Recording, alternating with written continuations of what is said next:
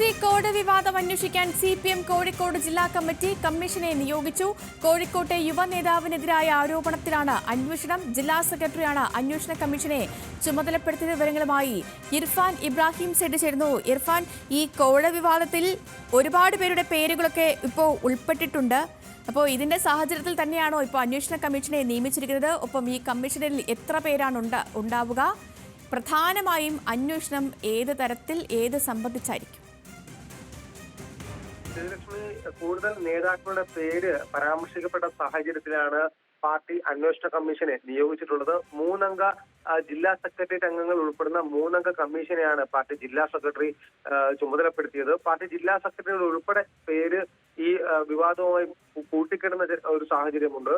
ഈ പരാതിയിൽ ഈ ഡോക്ടർ അല്ലെങ്കിൽ ആരോഗ്യ മേഖലയിൽ പ്രവർത്തിക്കുന്ന ആൾ നൽകിയ പരാതിയിൽ ജില്ലാ സെക്രട്ടറിയുടെ പേര് ഉൾപ്പെടെ പറഞ്ഞിട്ടാണ് പണം വാങ്ങിയത് എന്നൊരു ആരോപണം കൂടിയുണ്ട്. ഈ സാഹചര്യത്തിലാണ് ഒരു അന്വേഷണ കമ്മീഷനെ പാർട്ടി ജില്ലാ സെക്രട്ടേറിയറ്റ് അംഗങ്ങൾ ആയിട്ടുള്ള 3 അംഗ കമ്മീഷനെ പാർട്ടി ജില്ലാ സെക്രട്ടറി നിയോഗിച്ചിട്ടുള്ളത്.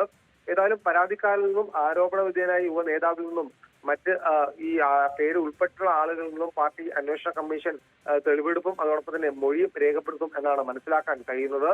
ഇന്ന് ചേർന്ന ജില്ലാ സെക്രട്ടേറിയറ്റ് യോഗത്തിൽ വിഷയം വിശദമായി തന്നെ ചർച്ച ചെയ്യും.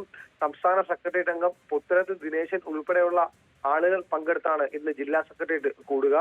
ആരോപണത്തിൽ മന്ത്രി റിയാസിന്റെ പേര് കൂടാതെ ജില്ലാ സെക്രട്ടറി P മോഹനൻ, ആരോഗ്യവകുപ്പ് മന്ത്രിയുടെ പ്രൈവറ്റ് സെക്രട്ടറി A സജീവൻ, അതോടൊപ്പം തന്നെ MLA-മാരായ തോട്ടത്തിൽ രവീന്ദ്രന്റെയും KM സച്ചിൻ ദേവിന്റെയും പേരുകളും ഉൾപ്പെടുന്നുണ്ട്. ഈ വിവാദത്തിൽ ഈ ഒരു സാഹചര്യത്തിൽ മന്ത്രി റിയാസ് ഉൾപ്പെടെ പാർട്ടിക്ക് പരാതി നൽകിയിരുന്നു. വിഷയം അന്വേഷിക്കണം, തന്റെ പേരുൾപ്പെടെ കളങ്കപ്പെടുന്ന ഒരു സാഹചര്യമുണ്ട് എന്നതുൾപ്പെടെ കാര്യങ്ങൾ വെച്ച് മന്ത്രി റിയാസും ഈ ആരോപണ വിധേയനായ ഈ നേതാവിനെതിരെ പരാതി നൽകിയിട്ടുണ്ട്. ഈ ഒരു സാഹചര്യത്തിലാണ് പാർട്ടി അന്വേഷണ കമ്മീഷനെ നിയോഗിച്ചിട്ടുള്ളത്. ദേവിലക്ഷ്മി.